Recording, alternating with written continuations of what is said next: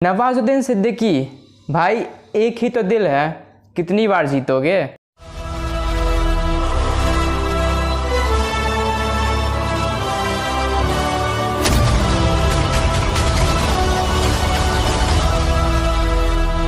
तो यारों, पता तो होगा कि नेटफ्लिक्स पर रिलीज़ हो चुकी है मेरे ख्याल से इस साल की one of the best movies में से एक, जिसका नाम है दी सीरियस मैन। अब मैं ये सिर्फ हवा में नहीं कह रहा हूँ, इस मूवी को देखने के बाद मुझे सही में अंदर से फील आया कि ये one of the best movie हो सकती है 2020 की। मैं acting, performance, sense of humour, simplicity और इमोशंस, उसी के साथ साथ अच्छी खासी कॉमेडी, और इन सब को मिलाकर ये बनती है one of the best movie 2020 की, जहाँ तक मेरा मानना है। और इस मूवी में मैं सिर्फ नवाजुद्दीन सिद्दीकी की बात नहीं कर रहा हूँ, वो तो है ही एक बहुत ही बढ़िया एक्टर, बहुत ही अच्छे एक्टर, लेकिन बाकी जितने भी एक्टर्स थे यहाँ, चाहे छोटा एक्टर हो या बड़ा एक्टर हो, सब ने अपनी जो एक्टिंग की परफॉर्मेंस है ना, वो बिल्कुल शिद्दत से निभाई है, और जिसे देखने के बाद सही में ये मूवी कमाल की है। तो फिर बात कर लेते हैं इसकी बेसिक से स्टोरी की, यानी कि स्टोरी प्लॉट की। तो चलो बिना किसी देरी किए शुरू करते हैं। तो इस मूवी की बेसिक से स्टोरी में आपको दिखेंगे नवाजुद्दीन सिद्दीकी, जो कि रोल निभा रहा है एक तमिल दलित का, जिसका नाम है अयान मनी। अब वो जो अयान मनी है वो तमिल से है, लेकिन वो रह रहा है मुंबई में।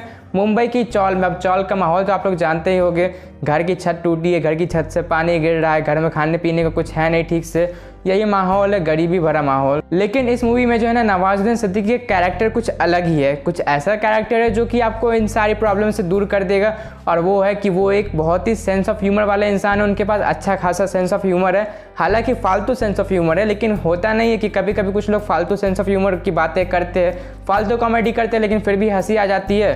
कुछ ऐसा ही रोल है इसमें नवाजुद्दीन सिद्दीकी का। तो जैसा कि मैंने पहले ही बताया कि नवाजुद्दीन के पास अच्छा खासा फालतू का सेंस ऑफ ह्यूमर है, तो उसी में से वो एक चीज़ बोलते हैं कि उनकी फैमिली को जो है ना 4 जनरेशन लगेंगे, ताकि उसमें से जो चौथा जनरेशन होगा वो स्विमिंग पूल के बगल में बैठकर रिलैक्स कर सकता है। सिंपल भाषा में कहने का मतलब ये है कि जो उनका 4th जनरेशन होगा वो इतना अमीर होगा कि वो स्विमिंग पूल के बगल में बैठकर रिलैक्स कर सकता है, इतना अमीर बन सकता है। तो नवाजुद्दीन यानी कि अयान मनी अपनी वाइफ से कहते हैं कि वो लोग जो है 2nd जनरेशन की है, तो ये सब सिर्फ सपना ही है उनके लिए, सपनों में ये सब हो सकता है। हालांकि जो नवाजुद्दीन है वो काफ़ी वेल एजुकेटेड पर्सन है, क्योंकि पता ही होगा कि साउथ के जो लोग होते हैं उनका लिटरेसी लेवल कुछ ज़्यादा ही होता है, बहुत ज़्यादा होता है। कभी कभी तो मैंने भिखारियों को भी इंग्लिश बोलते हुए देखा है। हालांकि उनकी भी ठीक ठाक जॉब है, वो एक साइंस इंस्टीट्यूट में काम करते हैं, यानी कि दिमाग बहुत तेज चलता है उनका, इतना तो पता चल ही गया होगा, लेकिन फिर भी वो पॉवर्टी लाइन पर ही है। तो वो फिर बोलते हैं कि हमारा जो बेटा होगा वो 3rd जनरेशन का होगा, और उसका जो बेटा होगा यानी कि हमारा जो पोता होगा वो होगा 4th जनरेशन का,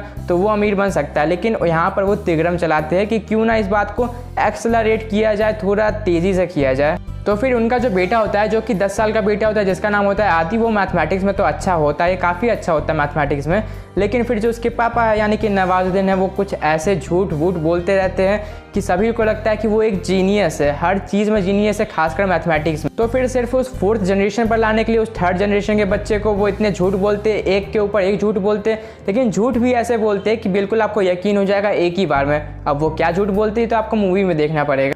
और फिर इसी के चलते घर पर आवाजाही होती है पॉलिटिशियंस की, बहुत बड़े बड़े पॉलिटिशियंस की, साइंटिस्ट की, बहुत बड़े बड़े लोगों की आवाजाही होने लगती है घर पर, ताकि वो उसके बेटे यानी कि आदि से मिल सके। और फिर यही देखना है इस मूवी में कि क्या नवाजुद्दीन का वो भांडा फूटता है कि उसका बेटा इतना भी बड़ा जीनियस नहीं है कि बाकी सबको पीछे छोड़ दे, वो है थोड़ा जीनियस लेकिन उतना भी बड़ा एक्सपर्ट जीनियस नहीं। याद रखना कि सिर्फ यही नहीं देखना है तुमको, मूवी में शुरू से लेकर अंत तक बहुत सारी चीज़ें दिखेगी जो कि शायद आपको मोटिवेट भी करे, आपको हंसाए भी, आपको रुलाए भी, इमोशनल भी करे, और भी बहुत कुछ करे। तो ठीक है, ये तो बात हो गई इसकी बेसिक सी स्टोरी की, लेकिन अब बात करें इसके पॉजिटिव पॉइंट की।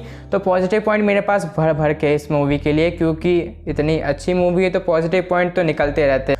तो इसका सबसे बड़ा प्लस पॉइंट जो है वो मुझे लगा इसकी स्टोरी, इसकी राइटिंग, इसका स्क्रीन प्ले। हर कैरेक्टर को अच्छा खासा स्क्रीन प्ले दिया गया है। चाहे आप नवाजुद्दीन की बात कर लीजिए इस मूवी में, चाहे उस छोटे से बच्चे की, 10 साल के बच्चे की बात कर लीजिए, और जहाँ पर जिसके अंडर में नवाजुद्दीन काम करते हैं ना, उनका नाम होता है अरविंद आचार्य, उनकी भी बात कर लीजिए, या फिर पॉलिटिशियंस की बात कर लीजिए, या फिर जितने भी छोटे मोटे कैरेक्टर्स थे सबकी बात कर लीजिए, लेकिन कोई भी आपको निराश नहीं करेगा। और जो नवाजुद्दीन का सेंस ऑफ ह्यूमर है ना, जो कि फालतू सेंस ऑफ ह्यूमर है, उसे सुनने के बाद आपको लगेगा कि इतने सीरियस पॉइंट पर कोई इंसान ऐसी बातें कैसे कर सकता है। और जो इस मूवी का मोटो था वो और भी कमाल का है। ये मूवी आपको मजबूर कर देगी खुद पर सवाल उठाने के कि क्या कास्ट सिस्टम होना ज़रूरी है सोसाइटी में, क्या पैसों से सब कुछ खरीदा जा सकता है, क्या एजुकेशन के बिना भी ज़िंदगी चल सकती है? इन सब पर आपको गौर करना पड़ेगा। और डीपली अगर बात करें हम लोग तो इसमें आपको एक इमोशनल साइड भी दिखेगा, यानी कि फादर और सन के बीच, यानी कि नवाजुद्दीन के साथ और उनके बेटे के साथ एक इमोशनल टच देखने को मिलेगा, जहाँ पर नवाजुद्दीन बहुत इमोशनल हो जाते हैं। हालांकि उनका सेंस ऑफ ह्यूमर काफ़ी अच्छा है इस मूवी में, लेकिन फिर भी जब इमोशंस की बात आती है ना तो कोई भी इंसान नहीं रह। और फिर इस मूवी के लास्ट फेज में जो है ना आखिर के 30-40 मिनट में और भी इमोशंस आते जाएंगे, क्योंकि वहाँ पर जो कन्वर्सेशन होती है